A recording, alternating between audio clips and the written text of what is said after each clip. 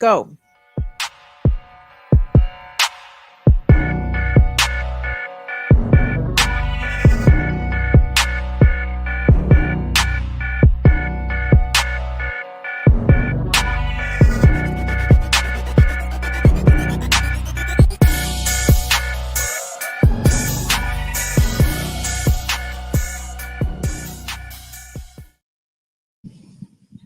Out of this world, are you alien? Extra terrestrials in the sky. I like to shout out to my niggas up there on 3i Atlas, checking shit out, stunting on these hoes. I hope either to come pick me up or come pick up my foes because we seeing how this story goes. And who knows? Y'all like my pros? Let's go. Anyway, how's everybody feeling out there tonight? Happy Halloween. Happy All Hallows Eve. Happy Dia de los Muertos. I can't get the beat on. Is Dia de los Muertos today or is it tomorrow? Either way, if you celebrate, respect to the ancestors, respect to those that have transitioned, burn your candles, anoint your altars, do what you do. Please be safe out here, first and foremostly, guys, because there are actual ghouls and goblins, many of them on the federal government payroll, seemingly the only people getting paid are the ghouls and the goblins and the devils. Welcome to the Friday edition of Burn It Down with Kim Brown. This is a safe space where we set oppression ablaze. Thank you guys so much for joining me here on tonight. If you hex and you're into hexing, hex your enemies. Do that. Hex the entire Trump administration. They deserve it. It's what they've earned. Shout out to the Fire Fam in here checking in early. What's going on to Stoner Loner? What's up, lovely lady? What's up, DJ Vesper X? What's up, India? What's up, Seba?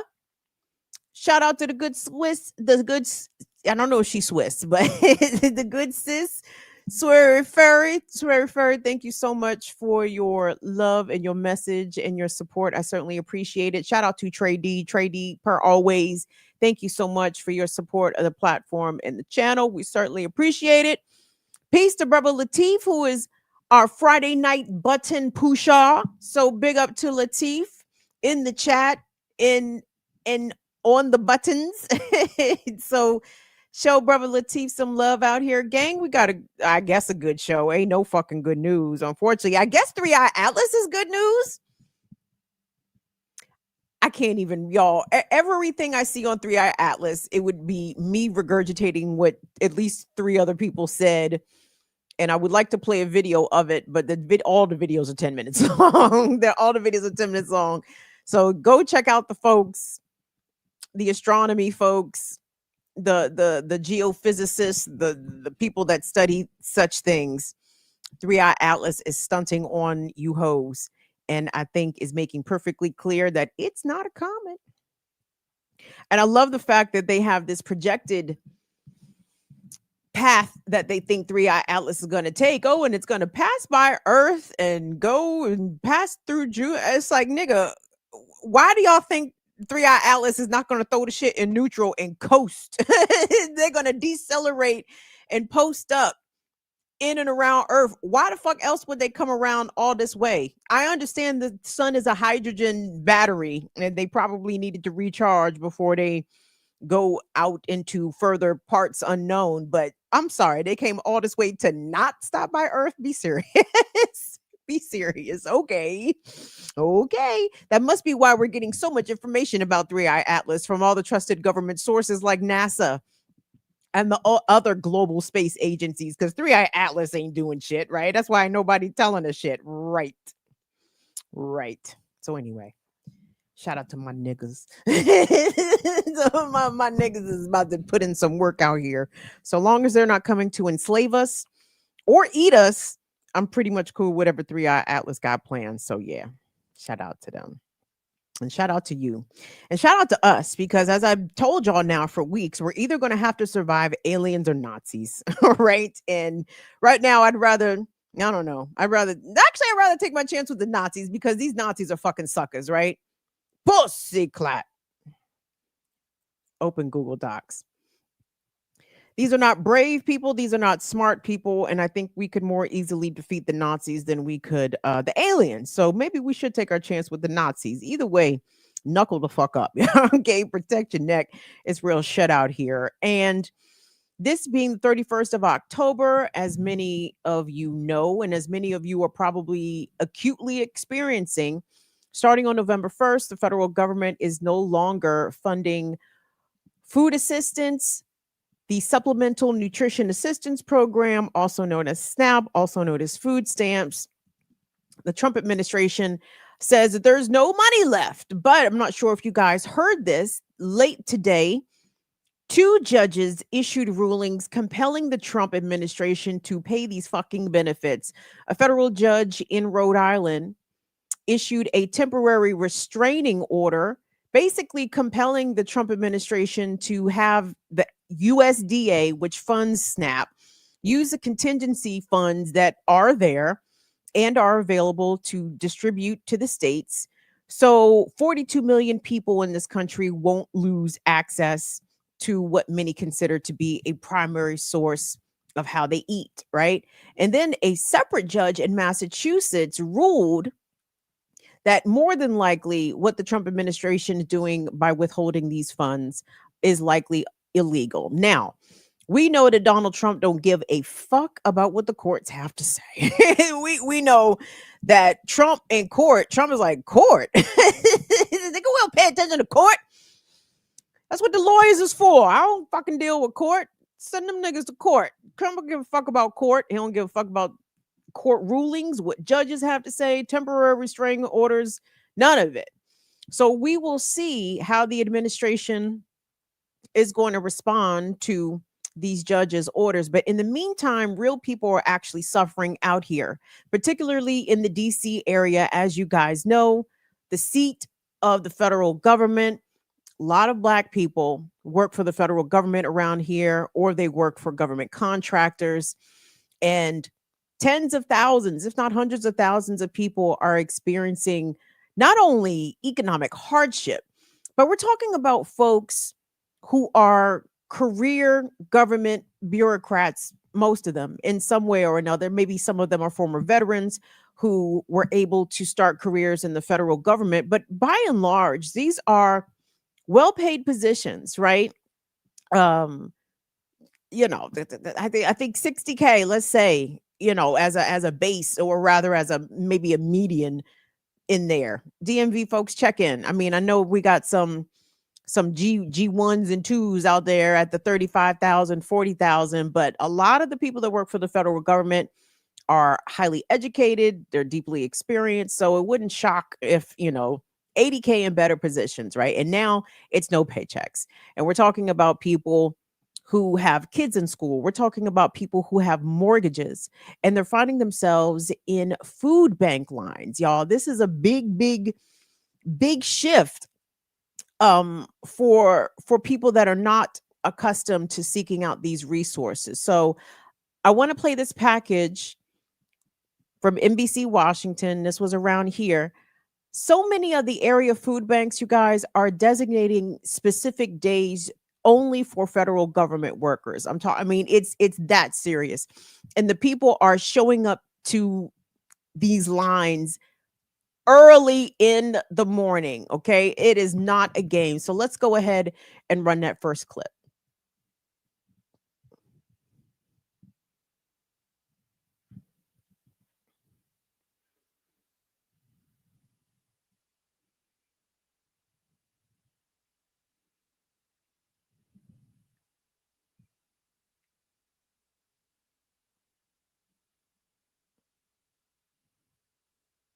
Coming. You heard about it. I never saw this coming. You heard about it, but now I'm standing in a line to get assistance for food when I could financially take care of myself prior to this.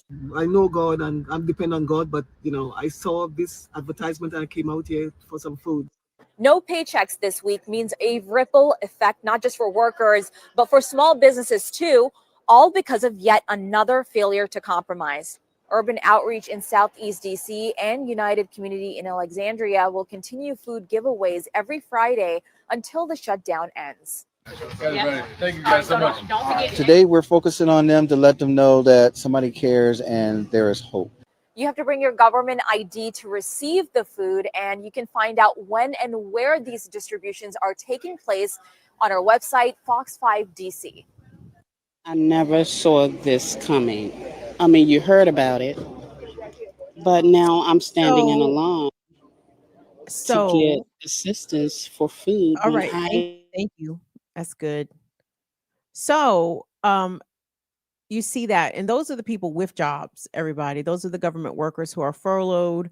Those may be also including, I don't want to exclude the air traffic controllers who have to show up to work every day. Huh. Can you imagine? Can you imagine having to show up for a shift? Listen, air traffic control work, that shit don't look easy. It requires your close attention to detail and safety, amongst other things. And you got to show up 40 hours every week to get no paycheck. These folks are taking on second jobs. It's a mess. It is a mess. America is a broke fucking bitch, okay? And a fake rich bitch. Even though I know Trump really does have money, he don't look like he got money. He looked terrible. Like that's the thing.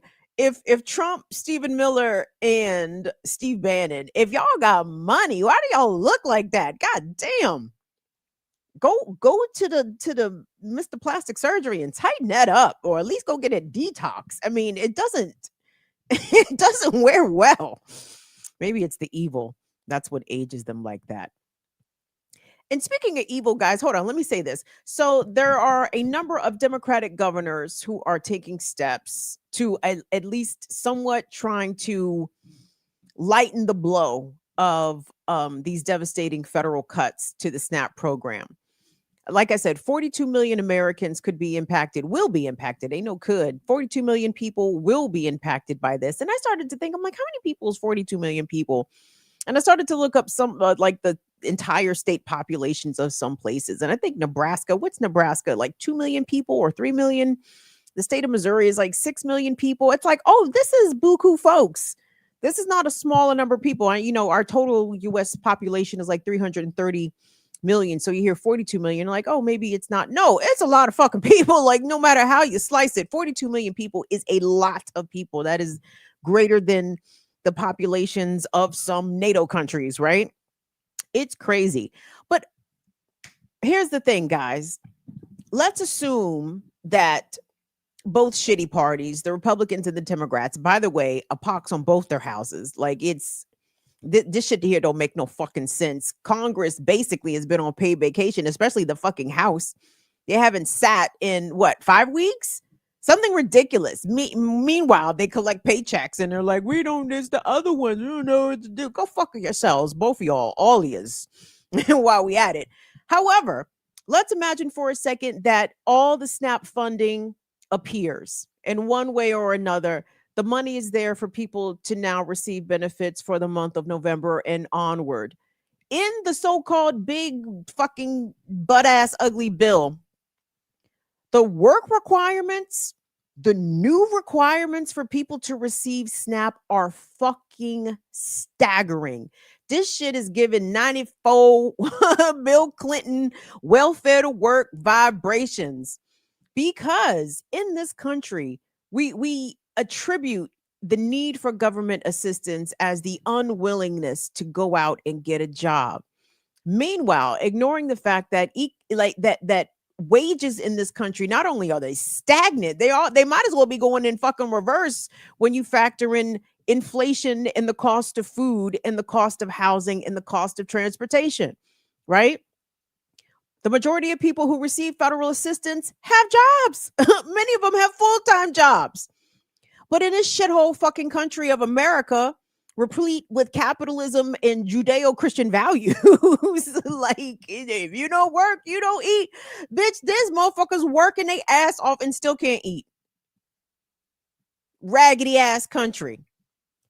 I want us to go up to New York City because this week there was a rally held by not only people who receive SNAP benefits, but those who advocate for them and people who work in the agencies that distribute these benefits are saying that these new work requirements, not only are they onerous on recipients, but the speed in which they have these new requirements are going to take effect is undoubtedly going to cause confusion and some chaos, which of course we know is likely the intention because Trump and these devils and these ghouls are dirty, rotten, stinking scoundrels. So let's go to New York where the people them lifted up their voice and said, this is some bullshit. Let's take a look. Every meal, every family, every meal. Food is justice, food is real. Demonstrators rally on the Lower East Side in protest of forthcoming federal changes for those receiving government assistance to buy food. As part of the president's Big Beautiful Bill, Americans in the Supplemental Nutrition Assistance Program, or SNAP, will now have to prove they are working, volunteering, or enrolled in an education program for at least 80 hours a month, or risk losing their food stamps or SNAP benefits altogether. 34-year-old Anthony Pearson, among those who are concerned. How can I work 80 hours if I have children? I have to pick up my children from school and I have to take my kids to school. How am I going to work that many hours? It doesn't make sense. Molly Wasso Park, commissioner for the New York City Department of Social Services, is calling the change problematic. So for somebody who's working a shift job, somebody who's working in the gig economy, that can be very, very challenging. A home health aide, for example, whose client goes into the hospital and so doesn't work for a week, that could impact her ability to receive SNAP for the month. Park and other social services officials also have their backs against the wall to get the word out. The changes go into effect November 2nd. They gave us 30 days to put these new requirements into place. So it's very challenging for the agency, and it's going to be very challenging for recipients as well.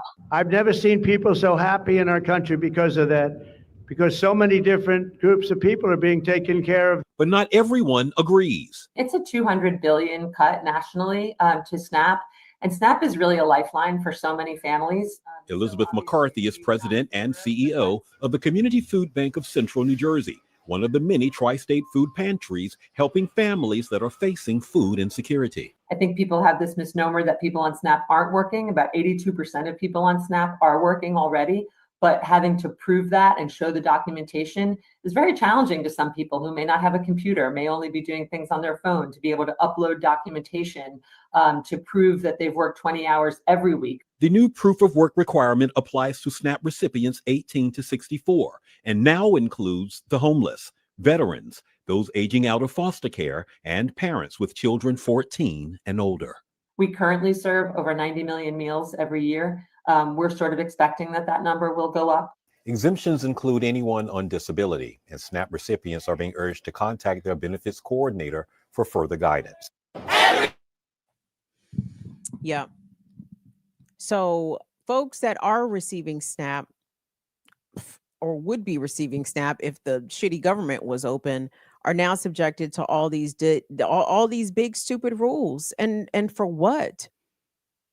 And for what? The whole point seemingly of these rules is to get people off of the system anyway.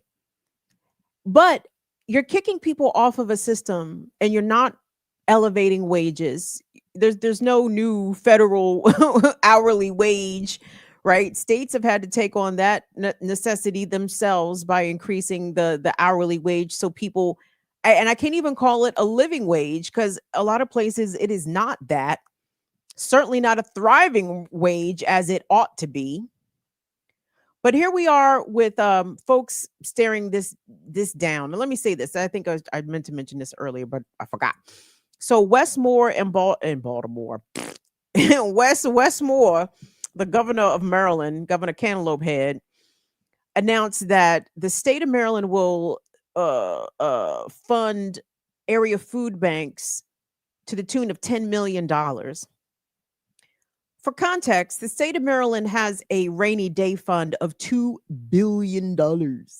Westmore said, well, we can't fully fund SNAP benefits for Marylanders because that wouldn't be fiscally prudent, says the governor. And he reminds Marylanders that Donald Trump has emphasized that states that offer to take on the cost for SNAP benefits for the month of November will not be reimbursed. So Westmore says Maryland can't afford that, but we got $2 billion in the bank, but here's $10 million to the food banks. And I'm like, nigga, sir, we have legal gambling. We have casinos in this fucking state. We also have legal taxed marijuana. Where's the money going? Where is the money going? In Pennsylvania, Governor Josh Shapiro announced $5 million of the Commonwealth's money will go towards state food banks. And I said, woo, that's even worse than Wesley. I said, $5 million. What the fuck? I'm not happy with the Democrat response here. I mean, and again, if it's something is better than nothing, okay, fine. Okay. But Jesus, this doesn't sound like a lot of money.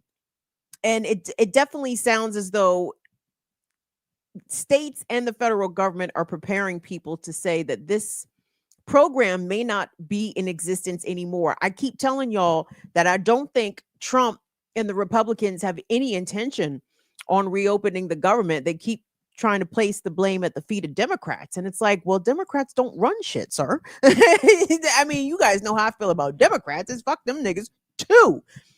But who's in control of the House speakership? Who's in control of House leadership? It's funny when they pointed Hakeem Jeffries a sucker, in case anybody was wondering. But Hakeem Jeffries, again, don't run shit. Y'all run shit. So get it together. Call them people back to order or not, which it does not seem that they have any intention of doing. So while the people of America go hungry, there are lots of reports that members of the Trump administration is out here balling. Did y'all hear the story? I'm not going to get into it too deeply, but Cash App Patel, FBI director, allegedly ferrying his much younger girlfriend around on the FBI private plane. They said Cunty Nome, Homeland Security Secretary, Cunty Nome has been out here balling it out on the private jet too. And it's like, I'm sorry, are y'all niggas rappers? What the fuck is going on? And Trump building a ballroom, $250 million, $300 million. Literally, these people are literally playing in everybody's face while they cut food for everybody. Where are the guillotines? Where are the guillotine manufacturers? We got some folks that are raising their hand and seemingly want to make themselves eligible for said guillotines. We will not name names because these alphabet boys is monitoring these internet streets. We done saw that story earlier this week. So we got to watch what we say out here because dissent is seemingly going to be punishable with knocks at the door from the alphabet boys. But y'all can go fuck yourselves because y'all are some pussies because you guys are taking orders from an alleged pedophile. Or if he's not himself the pedophile, he at least runs with pedophiles, and birds of a feather flock to fucking gather. And if that doesn't bother you, as a member of law enforcement, something is the fuck wrong with you. You must be a Yahtzee. You just want to be out here enforcing the white nationalist state. And you could totally go fuck yourself. So hold on. Speaking of enforcing the white nationalist state. So there's a clip. This is why Democrats get on my fucking nerves, because again, they occasionally come with good words, but they don't. At the end of the day, Democrats want to uphold it and maintain the system. They want the status quo to kind of realign itself. Let's just get back to normal, everybody. If we can just get Trump out of here, we can get back to normal. Well, bitch, we got at least 4 more years of Trump. maybe 7. If you let Steve Bannon tell it, we got a lot of Trump left. So long as he lives. And again, please hex your enemies because maybe we can do something about that also. But I digress. So there was a Senate oversight committee or hearing. I don't know what these niggas was doing. And the junior senator from Michigan, her name is Alyssa Slotkin. I'm not sure if this clip is making the rounds. I'm not sure. It caught my attention because she's about to ask the nominee who is seeking to be confirmed as the general counsel for the Army, a man named Charles Young. I said, why in the world are they seeking to confirm a general counsel for the Army at this late date? Well, because the previous general counsel of the Army, a Black woman who was appointed to the position in 2022, well, you know what happened to her under under the reign of Keg's breath, right? So I'm sure this lady was forced out of her position, and now they've got a white man, I'm sure meritorious, truly a meritorious selection to become the general counsel of the Army. But I want y'all to pay attention to what Alyssa Slotkin has to say, because this is why the Democrats ain't shit and why these niggas can't be trusted. So she's starting to ask him, in part, about the extrajudicial killings that the military is doing to fisher boats in the Caribbean of people who are of Venezuelan nationality, Colombian nationality, Trinidadian nationality, who are being accused of running drugs in boats. But there's no evidence that any of these people, I think now the number is over 60 persons. And I can't forget the folks, unfortunately, who have been bombed by missiles in the Pacific Ocean now. Bi-coastal with their extrajudicial illegal murders of innocent civilians. Because if you thought they were guilty, if the Trump administration really believed these people were running drugs, there's all kinds of alphabet boy agencies that do this work exactly. The DEA, the CIA, the FBI, the U.S. Coast Guard. This is what they do. They intercept vessels, they board them, they search them, and they do whatever the fuck they do. But for the U.S. military to use its global might to target people in fishing boats, can you imagine the level of pussery? New word, trademark. And I know you guys, I don't like to say that men are pussy because pussy is strong. But pussery. Do you understand the level of pussery it has to take for a person in the Navy to target a boat in the ocean and push the button for a missile to strike it? You're a fucking coward. You are no better, actually, or maybe on the same level as Israeli soldiers who intentionally shoot at children, shoot at unarmed civilians, shoot at the elderly, shoot at the disabled, bomb civilian residential structures like apartments and shit. Like, what? I can tell these, can't y'all tell all these niggas trained together? Because the U.S. military and the Israeli military are at equal levels or competing levels of pussery. You're a fucking bitch. Tremendous little dick energy. I mean, unbelievable levels of little dick energy. It is shameful. And if you were a man, you would want to fight. If it's a fight, if it's a justified fight, if it's a patriotic fight, don't you want to fight? No, you want to drop bombs on fishing boats, you fucking coward. But anyway, Alyssa Slotkin the senator from Michigan, the clip we're about to see, sorry, I didn't mean to go on a tangent. Alyssa Slotkin doesn't have any problem with the U.S. military targeting cartels, whoever the fuck is designated as a cartel. Imagine anybody from the United States calling somebody else a cartel. Us, the biggest gun runners maybe in history. Us, the biggest consumers and likely dealers of so-called narcotics. We're calling other people cartels. Wow. The delusion. But anyway, Trump has apparently made lists of new terrorist organization designees, but he's not telling nobody who's on the list. And the senator wants to know, why come you're not telling us who is on the list? And does these new designations of international terrorist organizations, so-called terrorist organization, does the secrecy of these lists now extend to whom the administration believes are domestic terrorists, which could be any of us, seemingly? So let's go ahead and take a look at this exchange, but it's definitely fuck the Democrats for sure.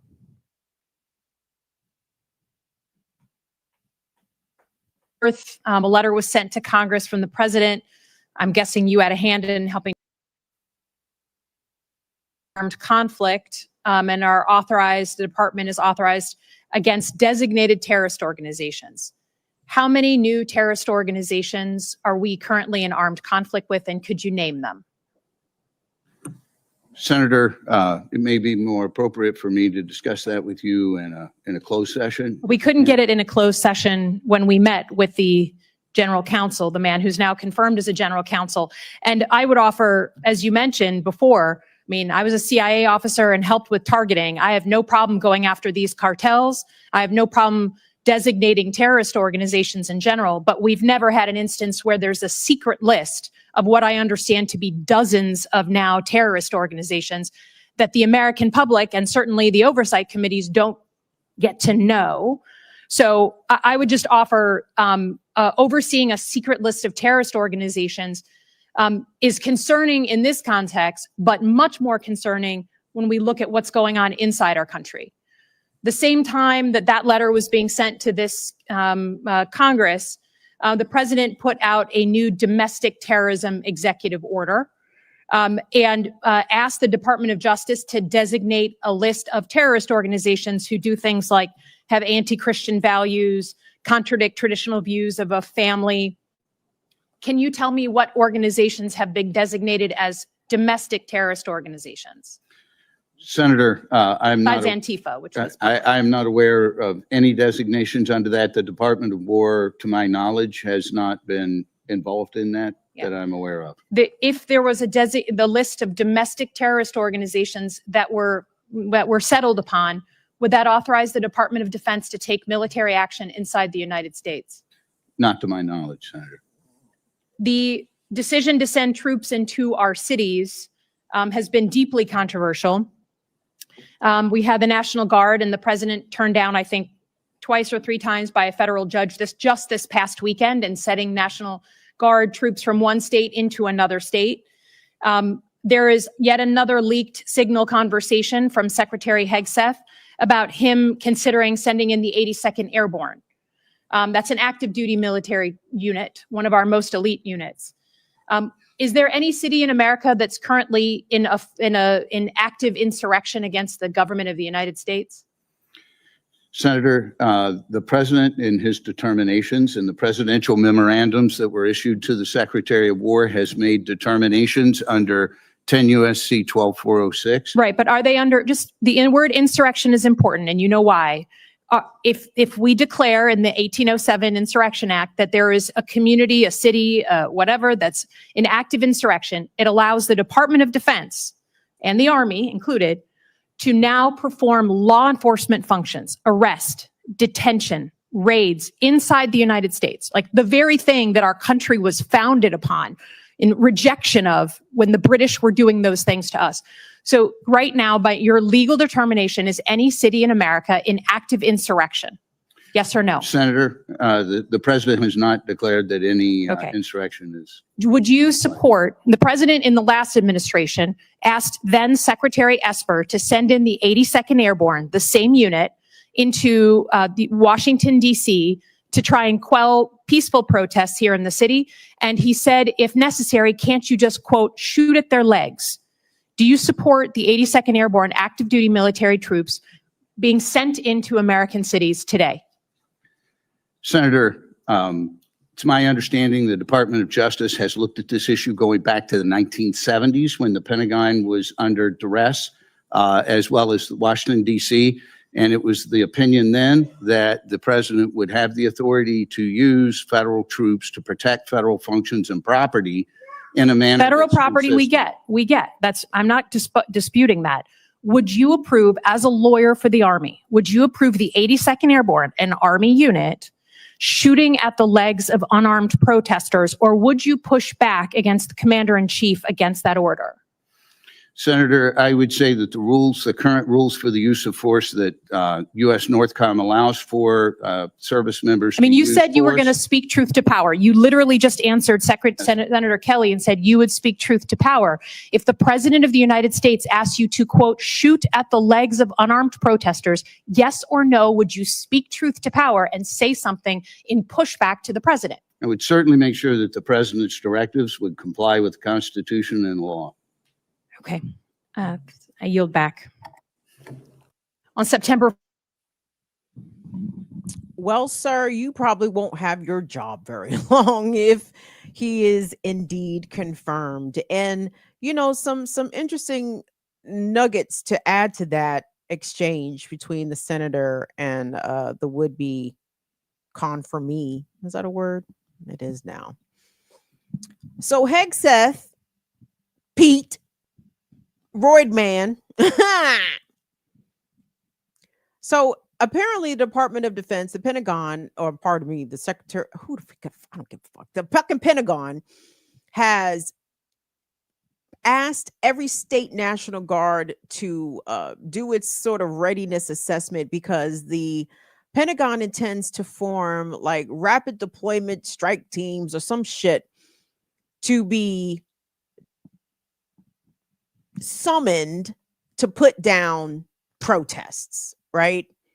It'll be interesting to see how state governors comply or do not with this directive coming from the Pentagon. I'm not even sure how much authority governor, I guess they have some authority, but I don't know if any state National Guard unit can turn down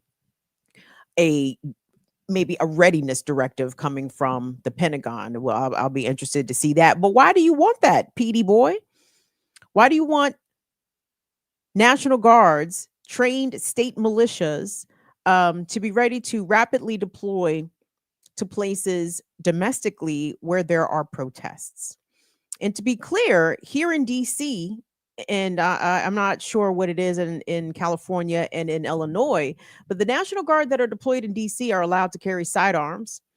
And in some instances, I think there are even given handcuffs, right? So they're basically allowed to perform law enforcement duties, right? Arrests, detentions, etc. They're not supposed to do that, okay? Now, I want you guys to put some of this, because there's a lot going on in America, but put this information against what we know about SNAP benefits being cut.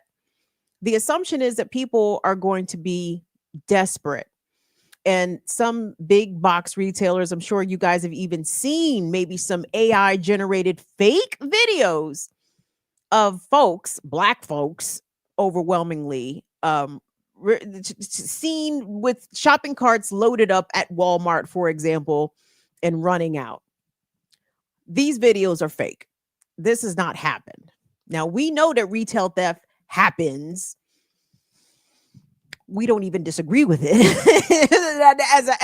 as a position of the platform, I can't say I'm wholly against retail theft because they are survival behaviors, right? Period, point blank. But as you also guys know, per this platform, we have been following for a couple of years now the intensification of laws around retail theft, and how smaller amounts of theft are being prosecuted more harshly, right?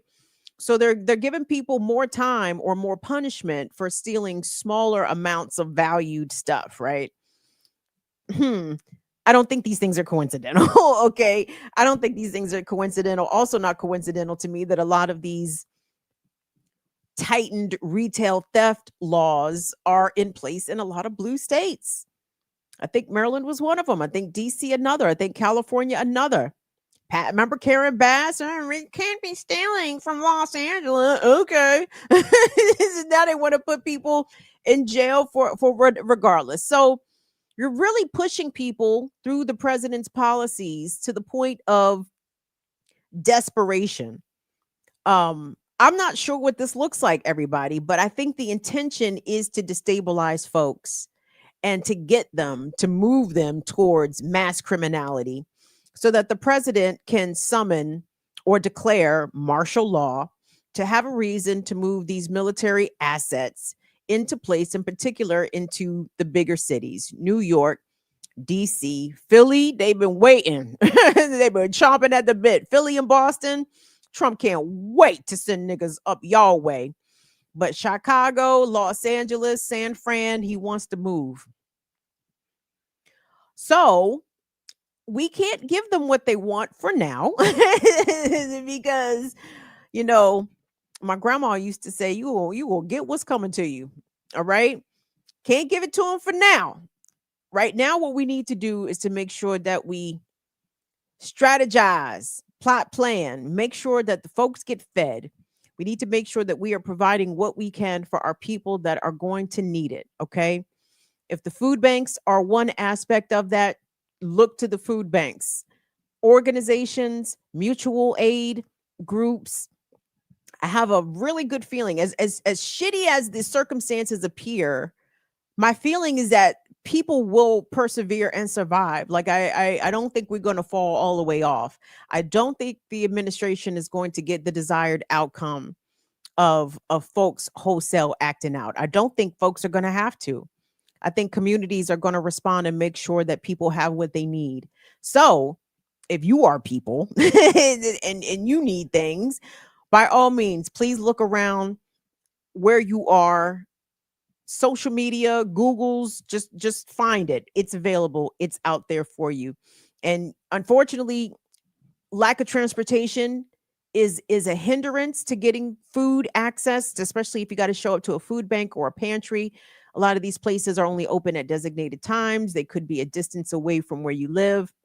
There are going to be challenges, but try to utilize your networks as best as you are able to make sure that you and yours do not go without. So I know it's going to get rough, everybody, but fuck these niggas. Like all these Trumps and all these folks are straight bitches. And here's the thing, they doing this shit because they think we bitches. Well, I am a bitch, but you understand, they as in weak, they think that we weak out here. Pff, you've got that all wrong, sir. Sirs. Keith, thank you so much for your Cash App support. Hey, guys, quickly, we take all the support. We take the free support. Please like the video. If you see something on the video about hype points, hit that for me if you don't mind. Subscribe to the channel, Burn It Down with Kim Brown. And of course, we appreciate your monetary support. $sign BIDWKB on Cash App, Venmo at BIDWKB, PayPal.me/BIDWKB. And of course, our amazing Patreons, patreon.com/BIDWKB. No, gang, it's time to tighten up. It's time to knuckle up. It's time to do a lot out here. But I don't want us to forget that these mass deportation raids are indeed horrific. When I see the kids' Halloween parade getting gassed with tear gas by Homeland Security and ICE in Chicago, it is repulsive and disgusting.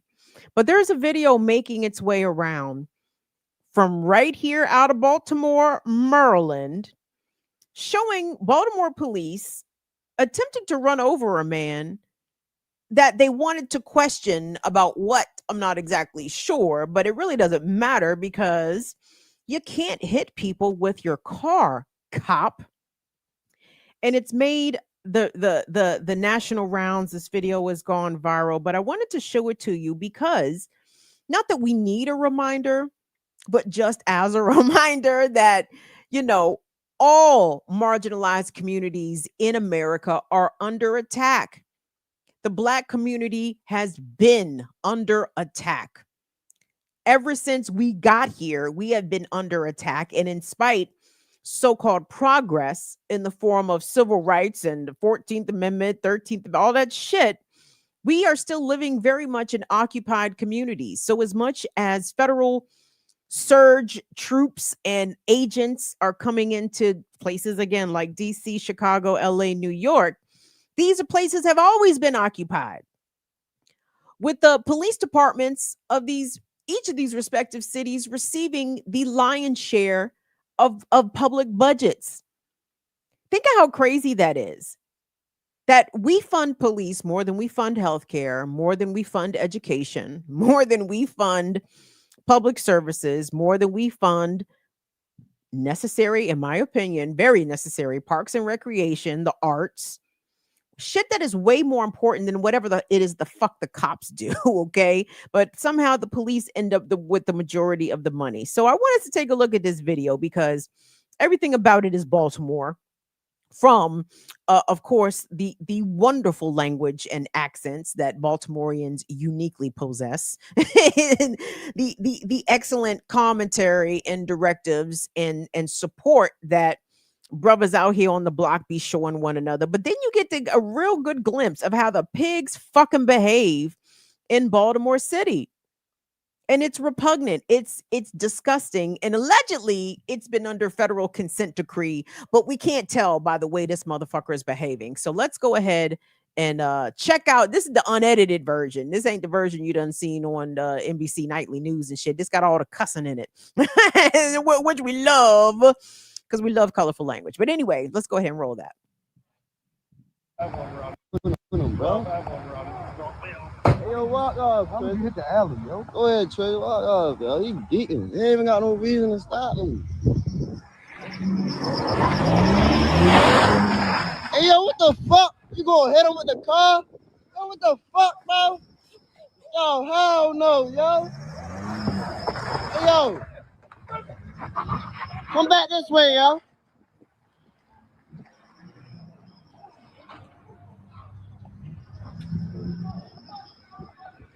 Yo, geeking, bro.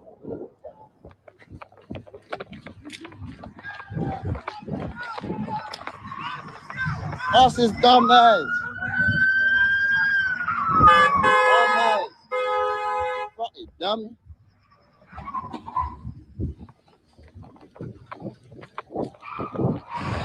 Dumb ass. You dumb as shit.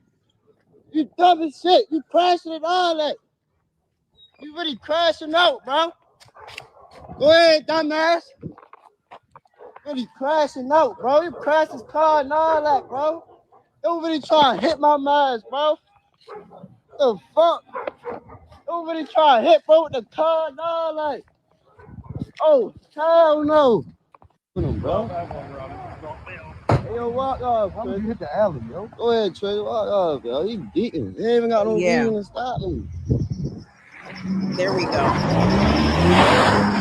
Hey, yo, what the fuck? You gonna hit him with the car? Yes. Yes, he was going to hit him with the car. Obviously attempted to hit that man with the car. So apparently this cop, this pig, this Baltimore City Police has been suspended, though it's not clear if they are suspended with or without pay. They have been on the force since 2020. I said, oh, that's interesting. Because Baltimore Police Department has been under federal consent decree, I think, since 2016. So this cop, if they've been on the force since 2020, was hired in the shadow of the federal consent decree, which allegedly came with better training. Better training. Isn't that what they always say the pigs need? Oh, well, they just need more training so they don't brutalize people and constantly violate their civil and constitutional rights. If we just get them better training. Okay, well, this is the fucking training. This is the training. This is the taxpayer funded fucking training. Now, the police commissioner of Baltimore, chief of police, basically, says that, we condemn this behavior. This fucking dumbass, I wish I should have pulled the clip, but the commissioner of Baltimore police was like, I had to check and see and make sure it wasn't AI because I said, no way that's real. Oh, Oh, why would you say no way? That's real. These are your cops. This is how they are trained in Baltimore, and probably trained exactly like this and worse, probably in other cities around the country. But so the reason why the cop allegedly wanted to stop this gentleman and question him, which, by the way, the kid is totally within their rights to walk away and not be fucking questioned. You don't have to answer police questions without the presence of a lawyer, and you can always invoke your Fifth Amendment to remain silent. You don't have to talk to the fucking cops. I don't give a fuck if he said, come over here and want to talk. I don't give a shit who the fuck you want to talk to, nigga. I don't want to talk to you. And you don't have to by law. Do they have a warrant for your arrest? No, fuck off. Okay. And this cop did not have a warrant for this young man, though he suspected that the kid, the young person, had an outstanding warrant, which I think he did. But guess what the outstanding warrant was for, everybody? Driving without a license. This is how the police behave over any perceived infraction of the law. It doesn't matter if you are a so-called violent criminal or no. They will treat you as though you were Charles fucking Manson out here. They will treat you as though they are trying to capture Pablo fucking Escobar out this bitch. This man was wanted, allegedly, for driving without a license. If you guys recall, if you guys are viewers of the Remix Morning Show on Black Liberation Media, we featured the story of a Washington, D.C. man, an American citizen, a black person who was shot at by FBI federal agents at a traffic stop. Oh, why did the cop shoot at him 3 times? Because he did not have a front license plate. And he fled the scene of the traffic stop. But again, he was not armed. He was not wanted for anything violent. And he got shot at 3 times. Oh, and by the way, it seems as though there's maybe a new memo or a new directive out for these cops and federal agents. You know. I don't know. I want to take you guys to Los Angeles. And this is a story coming from LA Taco. LA Taco is an independent media outlet, LA based. Memo Torres is one of its editors or editor in chief. And they have been doing a very good job of documenting to their ability, the best of their ability, all of the ICE kidnappings that happen in and around SoCal, really on a daily basis. If you're not following LA Taco on TikTok, Twitter, TikTok, Twitter, YouTube, probably go follow LA Taco. It's really good reporting, and it's on the ground and it's organic reporting. So anyway, so we know, I think, that Homeland Security has shot a number of folks, right? They shot the homegirl in Chicago, shot her 5 times. Thank God she survived. Miramar Martinez, a soldier for Ja. They shot Richard L.A., a social media, I can't call him an influencer, but maybe he is an influencer, but he was also out there in the streets of Los Angeles documenting ICE kidnapping. Shot him. I'm not even clear on his status. I'm not sure if he's even been released from the hospital, but it turns out that Homeland Security in the Los Angeles area have shot someone fucking else. And this time it was an American citizen. And when we hear the Trump administration readying National Guards and Hegseth openly musing or secretly in signal chats, I don't fucking know at this point. I guess if he's musing about it in signal chats, he might as well be openly musing about it at this point, because Hegseth's signal chats keep getting leaked and shits ain't secret, Petey. But he's musing about sending the 82nd Airborne. What? All the shit militarily that the United States has done and continues to do overseas, they have now got the right people in place to do all that shit right here domestically against us. They have been chomping at the bit to do all this Call of Duty shit to people that live in this country. Crazy times. But anyway, I want us to go to LA Taco to get the story about a young American shot by ICE, Homeland Security, and for what? For being brown? That's where we are, everybody. Well, it's where we've been. Let's go ahead and let's take a look at that package. Ontario on We're here in Ontario on Vineyard and Riverside, where this morning it was reported that there was a DHS involved shooting with somebody that they were pulling over. DHS reported initially that it was defensive shots. On the ground, we have all the facts. We're here with Javier, here with the immigrant. What is it? With the Inland Coalition for Immigrant Justice. There you go. ICIJ. Yeah. So go ahead and tell us, what do we know? What we do know so far is that there was a gentleman, 24-year-old U.S. citizen that was shot. What was happening was that there was an operation taking place. It seems like he was trying to assist and provide aid to the family or the folks that were being targeted by ICE. At that moment, ICE says that they felt that their life was threatened, so they decided to shoot defensive shots at this vehicle. What we know is that he was shot in the shoulder. He then drove himself to his brother's house, which is just down the street from this location. Once he was there, his brother and their family drove him to the local hospital. By the time he was at the local hospital, the family does say that HSI was already basically following them on their way to the hospital. We do know that he was released from the hospital, but the family doesn't know where he's at. They believe that he's obviously in custody of federal government right now, possibly being questioned about the situation.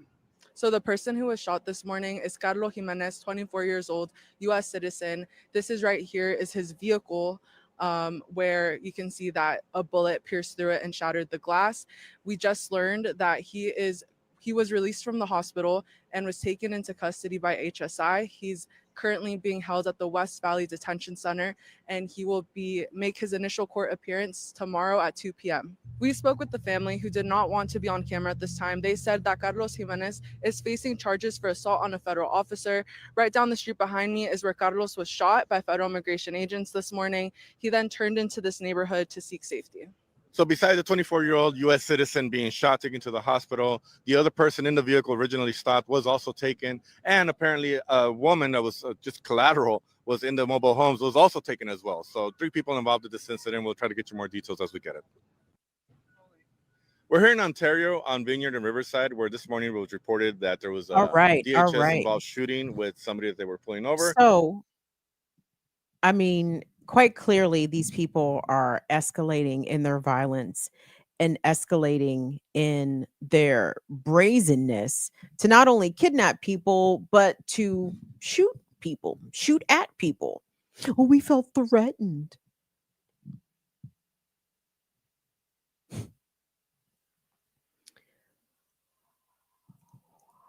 So,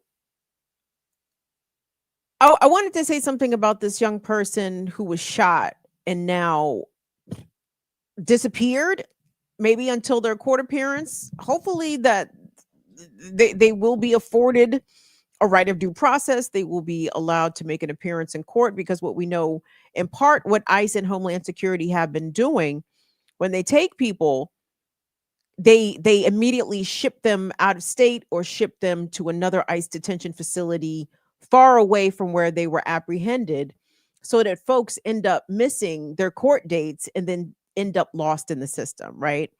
It's unfortunate that this has happened to this young man, this U.S. citizen, but I mean, y'all, there could be hundreds, maybe even thousands of citizens right now languishing in ICE detention, no access to attorneys, no access to call family, no access to speak up and assert your rights as a citizen, right? It's tragedy that it's happening to non-citizens and citizens alike. It shouldn't happen at all. But this is where we are. There was a report coming out of Chicago, gang. Ever since the, what were they calling it? Operation Midway Blitz, Department of Homeland Security calling their operations in Chicago. Guys, they have kidnapped 3,000 people. That is a staggering fucking number. I'm not quite sure what the numbers are in California. I know it's north of 1,000 at least. We're talking about thousands of people being snatched off the street and disappeared. into the prison industrial complex, into work camps, deported perhaps even to countries not of their origin, into places unknown. They're trying to do this to Kilmar Obrego Garcia actually today. I meant to check and see what his status was, because I think today they were trying to decide, were they going to send him to Liberia, to Costa Rica? Like, anyway, it's a whole fucking mess. It's a whole mess. And it's getting to the point where, you know, I'm not really sure how much longer people can remain peaceful. I think it's in our literal survivability interest to try to keep it as peaceful as possible, but they are trying to push us. Oh, hold on. I wanted to say this real quick, right? So as much as I think Democrats are completely worthless and feckless in the face of all of this authoritarianism, right? They are not a good counter to Trump and this fascistic regime.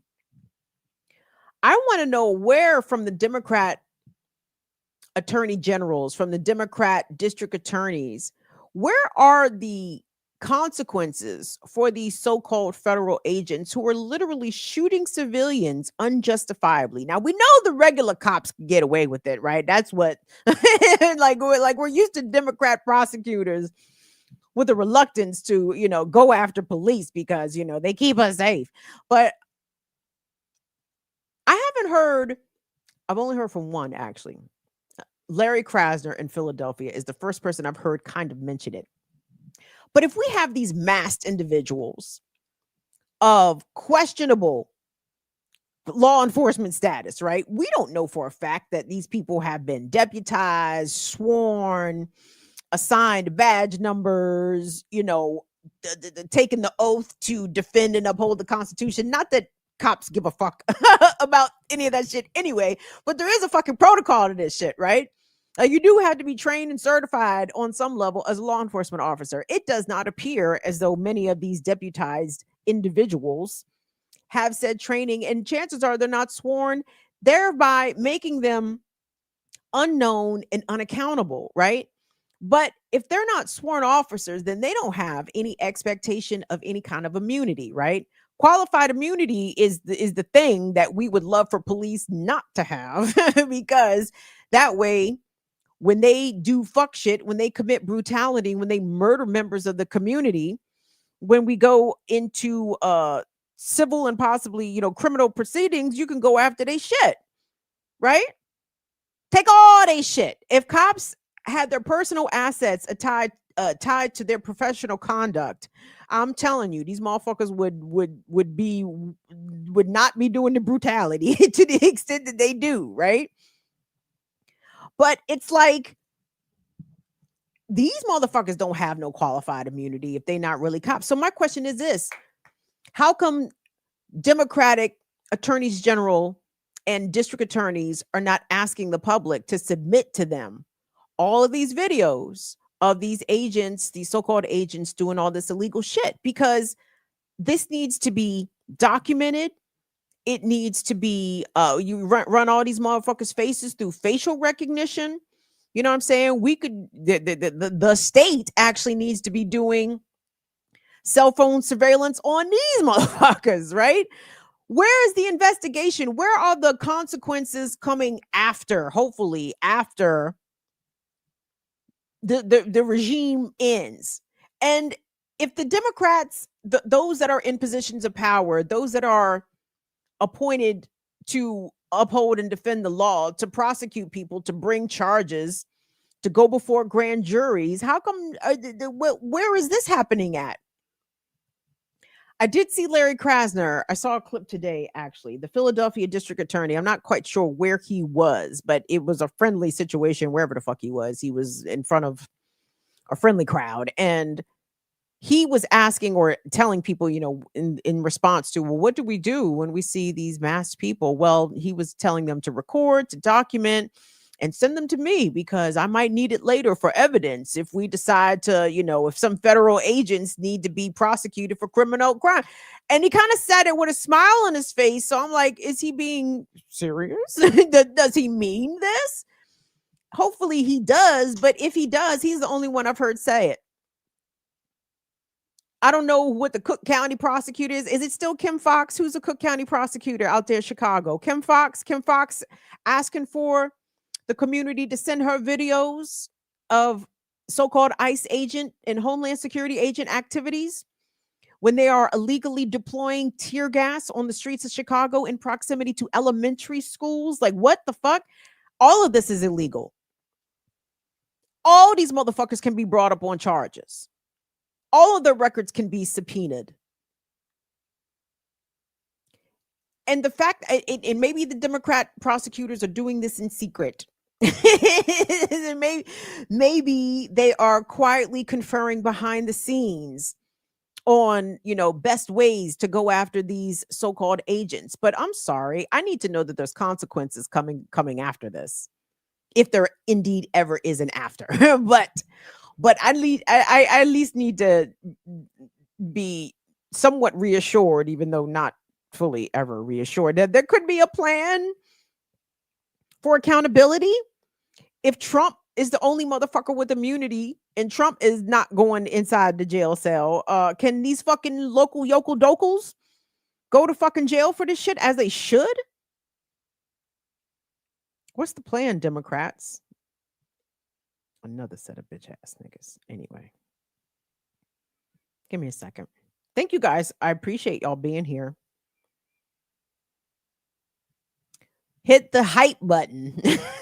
I don't even know what the hype button is, but hit that Joan. Hit that Joan, Damien. Hit the hype button. Give me some hype points. Thank you guys. I appreciate y'all being here. Before I move it along, because I do have a palate cleanser, I might be done. What time is it? What time did we start? Okay, yeah, all right. Y'all done got a fresh ass and change. All right. Real quick, big shout out to our supporters like Gigi Macha, Caesar, KJ Sakuma for their continued support, and also Schultz. Appreciate y'all. Thank you. As well as big shout out to Mecca for their super chat. Hey, what did Mecca say in their super chat? Actually, is it a super chat or super sticker? Super sticker. My apologies. It wasn't a thank you, Mecca. Thank you. And a big shout out to the Twitch community. I see Will Sal with PJ5. Hey. Thank you, PJ5. Thank you, Rosalba. Shout out to Northern Witch. We love you so much. Thank you, KJ Sakuma. Who did you say? Else Latif, I'm sorry. You said KJ Sakuma, Chichi Macha. Chichi Macha. Thank you, Chichi Macha. Thank you, Schultz. Thank you. Love y'all to pieces. What else is Get to hit that like button, y'all. Hit the like button, y'all. Because YouTube be faking on me. You guys know this. Tremendous amounts of fakery. Thank you, Latif. I appreciate y'all. Y'all give Latif some love in the chat. Yipper, I see you in here. Come on in here. I appreciate you guys. What was the thing I wanted to say? Oh, the cool thing about what's going on in the world, you guys.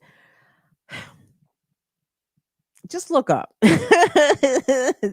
Just look up. I feel like the rest of 2025 could get real interesting, and maybe interesting in ways that we are not anticipating. Again, pick your poison. You want to deal with the aliens or the Nazis? If the aliens come rowdy, then I think we want to deal with the Nazis. But if the aliens come in peace, then, maybe they'll beam up all the Nazis and take them with them. We can just hope. We can hope against hope. But no, the 3-Eye Atlas shit is really starting to heat up. So pay attention. What's up? I forgot to mention, Leah Boggs just mentioned she wanted to bring up the latest for 3-Eye Atlas. Big shout out to Leah. We keep an eye on 3-Eye Atlas, Leah. Leah says, "Hi, Kim. I just saw something on 3-Eye Atlas you might be interested in." So thank you, Leah. Thank you, Latif. Thing about okay, so I won't say I'm up on the latest, but I am kind of up on the latest. So Three Eye Atlas, for y'all that don't know, Three Eye Atlas, bad bitch. The baddest bitch right now in the solar system is named Three Eye Atlas. And Three Eye Atlas is not rolling solo. Three Eye Atlas actually got several homies, identified smaller craft, smaller whatever, rolling alongside Three Eye Atlas. Initially, scientists thought that everything was a comet. No. Three Eye Atlas, there have been some new pictures released from when it made a close pass by of Mars. Apparently, again, this ship, this interstellar object, is 6 or 7 miles across, and the surface of the ship appears to show not only geometric patterns miles long, right? Like it's not little, but to me they look like exhaust vents, right? Because duh. Duh, of course the giant ship has to have some sort of exhaust, so it made what the astronomers call its perihelium. So it went around the sun. There was a period at the end of October, I think starting October 21st, where Three Eye Atlas was not visible to Earth at all because it was on the dark side of the sun, or rather, not the opposite. I guess no side of the sun is dark per se, but on the opposite side of the sun, not visible to Earth. And the physicists and the astronomers and the scientists were trying to figure out, like, okay, well, it might make like a shimmy move. I'm saying shimmy because I lack the vocabulary, but it might make a move, and if it makes this particular move, then it's clearly not a comet, because a comet under that direct proximity and heat from the sun would disintegrate. It would melt. It would break apart. Comets are basically rock and ice and water vapor and shit, right? But they were like, if it doesn't fall apart, and guess what? I do not think it fell apart. And they said it has altered its trajectory some, and it will make a close pass by the Earth come December 19th. I said, oh, really? Oh, really? Oh, the week of Christmas. Oh, you don't say. I'm sure that's a coincidence. There's nothing unusual. Nothing unusual about that. Nothing interesting about that timing whatsoever. So the astronomers also predict that Three Eye Atlas, it will continue its journey through our solar system and line up with Jupiter. I said, okay, assuming this nigga don't hit the brakes. What if they pull the e-brake and go skirt? Post up. I think Three Eye Atlas, I actually need to look and see when are the next couple of full moons. When are the dates of the next couple of full moons? Because I bet you Three Eye Atlas wants us to see it. Okay. It got hit with a major solar flare, and the scientists said that it lit up, like its brightness magnified tremendously. And I'm like, well, that's not subtle. That doesn't sound like a cloak. You try to stay cloaked out here. No. I think Three Eye Atlas very much wants to be seen. I'm rooting for them. I'm hoping they come in peace. I think they mean not bad intentions. So anyway, I have no idea, though it's giving tremendous what a time to be alive vibrations. Like, I never suspected we would actually get to see some shit like this. I'm not opposed to it though, because Earth is in shambles. What? I guess things could theoretically get worse, but I think we do ourselves a disservice as humans by always thinking that, well, it could always be worse. No. Shit could always be better. What if they come in to summon all the Nazis? Wouldn't that be amazing? So, anywho, you guys, I'm gonna leave us on a last story, and I have to say, it's not really a palate cleanser. It is the best outcome that we can expect in this situation, I guess. So, the killer of Sonia Massey in Illinois, the former cop named Sean Grayson. His trial wrapped up last week of October. He was charged, I believe, with both first and second degree murder, and he was convicted on second degree murder in the shooting death of Sonia Massey, who was again killed in her home by Sean Grayson, who claimed that he feared for his life after she retrieved a pot of boiling water at his direction. And he, without any cause or anything reasonable, believed that she was going to throw this water on him, which she clearly was not. She ducked and said, "Please don't shoot me." And he shot her 3 times in the face. And his trial was held in Peoria, Illinois, had to be moved out of Springfield because of the intense attention, national spotlight on this trial, which to me sounds like bullshit. But the jury was comprised of 11 white folks, I believe 1 black person. And there was reports throughout the duration of the trial, which didn't last very long, maybe just about a week, that jurors were moved to tears when the body cam footage, which had been released, of course, many of us saw it and it's devastating. But the jury was emotionally moved after seeing that, but they still only came back with a second degree murder conviction. Now, to be clear, had Sean Grayson been convicted of first degree murder, he was going to face 45 years to life. Under a second degree murder conviction, the sentencing guidelines are between 4 and 20 years. He has not yet been sentenced. I want us to take a look at an interview given to a local news outlet. And the person speaking is a advocate and someone that the family has designated to speak for them. Her name is Teresa Haley, a friend and supporter of Sonia Massey's family. And she is asked about what were Sean Grayson's family's reaction, not only to what their loved one did to Sonia Massey, but how they felt about it.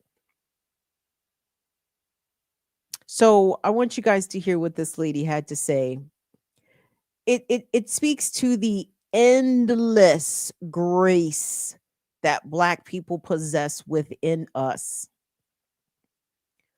This unending well of forgiveness and humanity that sometimes I'm not exactly sure that we are best served by, but it is what it is. This is just who we are as a people. We have the capacity to forgive in the face of abject evil and harm done to our folks. But anyway, I want to see what you guys think. So let's go ahead and run that clip.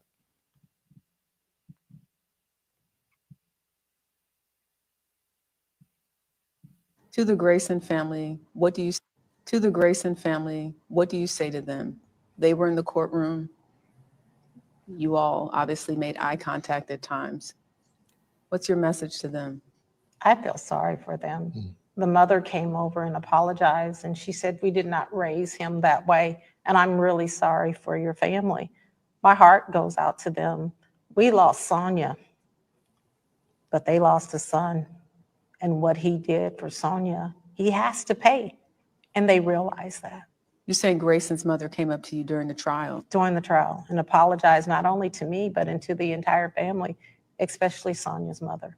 We did not expect it, but we had been with this family on the other side, watching us, looking at us for months after months after month. And they would mumble, "I'm so sorry." But to actually come over and touch us and tell us that they were sorry. There was one point that we didn't think we were going to be able to get in the courtroom. We had to fill out a list. And Mr. Wilburn made sure my name was on that list every day, and so did Donna's side of the family. But they had so many family coming in, and there was one point it didn't look like I was going to get in. And I said, hell, somebody's going to let me in. And guess what? Grayson's mom said, "You can come in on our list," because they didn't have anybody over there. But because she felt sorry for the family and they wanted to offer some types of condolences, She said that they would allow us to come in on their side, but the judge would not allow it. Knowing how divided this case has been for so many people, is there anything to be gained even from that story that you're telling me? Just the fact that they're human as well. And we raise our children, but we don't know how they're going to turn out. And this is the worst case example of how a child can turn out. A monster. To the Grayson family, what do you say to them? They were in Thank the courtroom. I mean, again, tremendous magnanimity from Sonia Massey's family, and the response from Sean Grayson's mother, I find interesting, because oftentimes when we see police killings, especially by white cops of Black people, the knee-jerk reaction to immediately defend the police from their family, from their community, from their fellow officers. Well, this officer was in fear for their life, and basically, if a cop utters the magic words, "I was in fear for my life," there are no shortage of folks that are jumping, falling over themselves to defend whatever indefensible actions that officer took in response to allegedly has feeling that his life was threatened, right?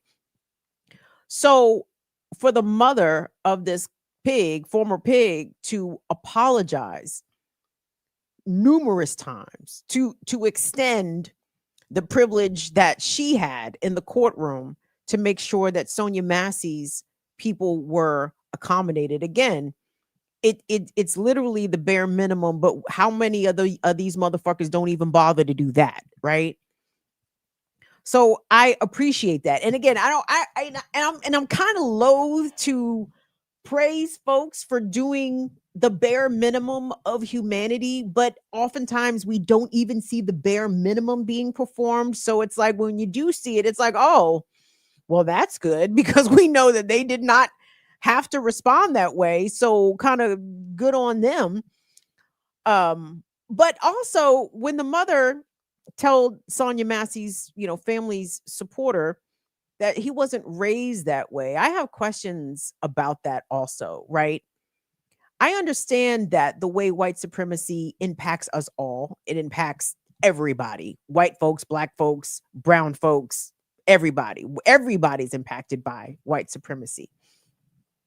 But Sean Grayson's ease to very casually take Sonia Massey's life, not offer her any first aid after shooting her, preventing his partner from rendering any aid to her, and then dehumanizing her after the fact, calling her, quote, a crazy bitch, when she did not display any type of erratic behavior. He got that from somewhere. And I understand he's a grown-ass man, and his worldview is shaped by his adult years. We're not talking about a kid here. You know what I mean? He's big years old. But the seed gets implanted somewhere along the line. And with my experience with people, white folks, that I've found to be racist, it starts at home. It does start at home, even if it's the casual dehumanizing or demeaning of other races, of non-white folks, of non-Christian, of non-straights, right? It starts at home. And I understand he came to be a man and make his own decision and have his own worldview. And trust me, my assumption is that in the world of whiteness, like, the casual racism is kind of easier to go along to get along. Maybe at some point, if they weren't raised that way, they could come to believe it or come to easily adopt these views, because not a lot of consequence in the world of whiteness for being racist. We gotta make our jokes when Keisha's not around. Anyway, but I'm glad that there was a guilty conviction. I will be more glad if Sean Grayson gets the max in jail. If he gets 4 years, I will be pissed. I know the family will be pissed. They were really mad, very disappointed in the lack of a first-degree murder conviction. Understandably so, because he said, Grayson told Sonia, "I will shoot you in the face." And then he shot her in the face. that you can form intent that fast. So there's no question that it was a premeditated murder. He intended to shoot her. He may not have arrived at her house with the intent to shoot her, but he told her less than 60 seconds before he shot her that he was going to shoot her. That is absolutely first degree murder. The jury dropped the ball on that. So let's hope that the judge does not drop the ball on sentencing. Let's hope he gets the max. He does not deserve to walk among us at all. And Sonia Massey's murder is not wholly in vain. August of 2025, Illinois Governor J.B. Pritzker signed a bill into law. I believe it's, known as the Sonia Massey Law, in which cops or former cops like Sean Grayson, who worked at 6 different police departments in 4 years, I believe had at least 2 DUI arrests and had a number of disciplinary issues whilst on the job at these various police departments, but still was able to leave one and go to another, leave one, go to another, leave one, go to another. A phenomenon referred to as wandering cop, in which cops will either get fired from a job at a particular department and then just go apply to another one, and usually get hired because they've got law enforcement experience and they've already got the certification and it's an easy hire, no brainer. Well, you're hiring a bunch of fucking rogue cops, right? I loathe to even call them rogue either, because again, we see the training per the earlier clip from Baltimore. But anyway, August of 2025, the Sonia Massey Law was signed into effect, basically compelling Illinois police departments to do more comprehensive background checks on potential police candidates. And it's like, okay. And this was something that Sonia Massey's family advocated strongly for in Springfield. But it's like, I'm glad that there is some policy being enacted to help prevent the wandering cop phenomenon, which bad police get hired over and over again in spite of bad conduct. But my question is, well, what the fuck were y'all doing before?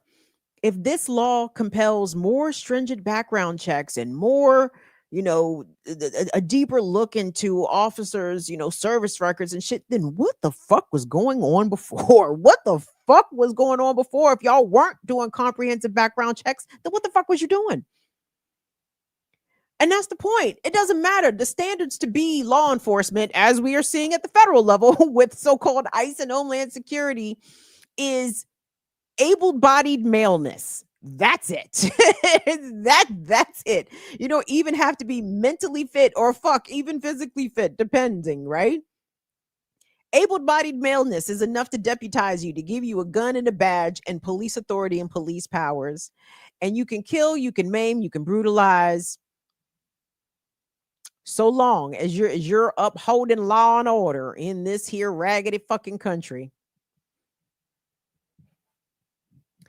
And on that note, you all, I bid you all adieu to you and you and you. I want you to enjoy Halloween as best as you can, though be careful, because Cunty Gnome said that Homeland Security takes no days off. They don't give a fuck if the children want to enjoy Halloween and Dia de los Muertos. They don't give a fuck. Cunty Gnome says, my name is Cunty for a reason. they call me Cunty for a reason. So she's just staying on brand. Oh my goodness, I cannot stand these people. So guys, please be safe out here. Please be a positive member of your community, in the sense, if you help, don't harm.